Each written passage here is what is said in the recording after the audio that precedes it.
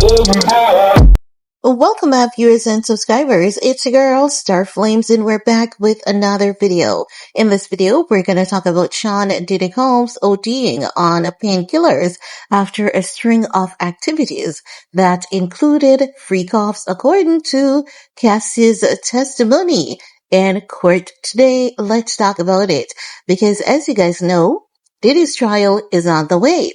The psychic medium Sloan Bella had predicted that Diddy would never take the stand because she's saying he's not going to go to trial. She never said a trial wasn't going to happen. She said he will not be allowed to speak.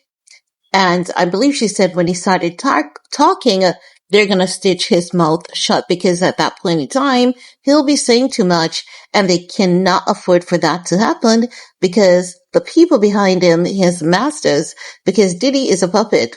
So his masters, they cannot afford for him to reveal anything. Now, she also revealed that everything that Cassie has told us, will be telling us, that Diddy did to her was a mirror reflection of what Diddy's handlers, and these are men, did to Diddy, from the sex abuse, the substance, the partying, everything.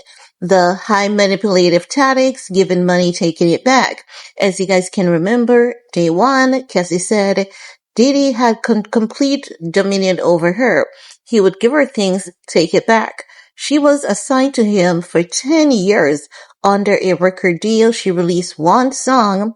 Ever since then, her main job was to be a escort, and that included over 100 or more freak-offs, according to Cassie. She's saying that it's just way too much for her to count at this point in time. Now, in this particular incident where Diddy had OD, he had taken it's opiate actually that he has taken.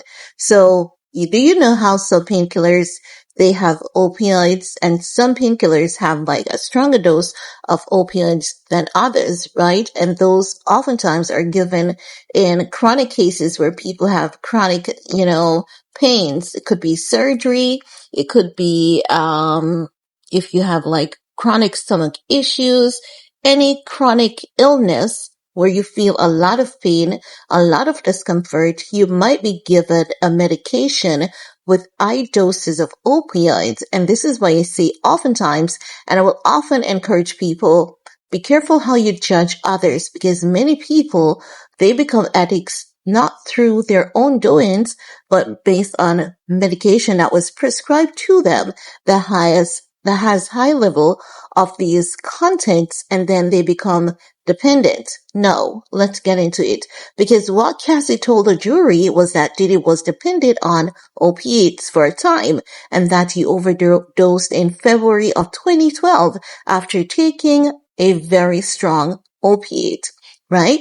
Cassie testified that on that day Diddy OD'd, they had a freak-off and went to a sex club in San Bernardino, and that Diddy went without her to a party at the Playboy Mansion. You guys know that the Playboy Mansion was a very big deal, and those parties at the Playboy Mansion, they had everything at those parties. From the white powder to the alcohol to the girls, it was a lot. Cassie testified that she said later that evening she helped take Diddy to the hospital where she was told he had OD.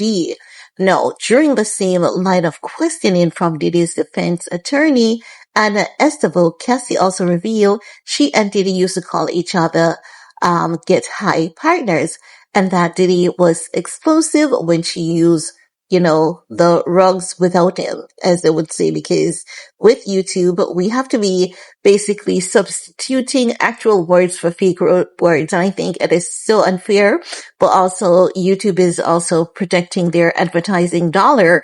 So I guess we have to be, understanding based on that. No, Cassie also testified that there was nothing added to the baby oil used in the freak-offs and that the substance was not laced with any rugs. So Cassie is clarifying something that the internet has been saying, because you guys know we believe that those baby oils could not be baby oils. However, now that all the details are out there and how she spoke about, he was saying, pour more. He loved to see them lathered in that baby oil. So now you would understand as to why he would have those baby oils. Now, there's one thing that is standing out for me so far, and it's how they're basically trying to squeeze in this racketeering. Like, who else are you guys shielding? Because evidently you guys can see, I think even Stevie Wonder can see that there are some powerful figures being shielded here. And these powerful figures are not only being shielded by Cassie, I believe that they're being shielded by everyone involved in this trial, from prosecutors to defense to Diddy to Cassie. There's some big figures at play here, and those major powerful figures, in my opinion, they are being shielded because they are the key players in this. But I do believe we are about to see a major turning point in this trial, when I believe that it is only time before we know about that for sure. Anywho, guys, it's your time to chime in. I want to hear from you though. What's your take? And while you're at it, thumbs up, share, subscribe. Do all you need to do on this video to support your girl. Peace.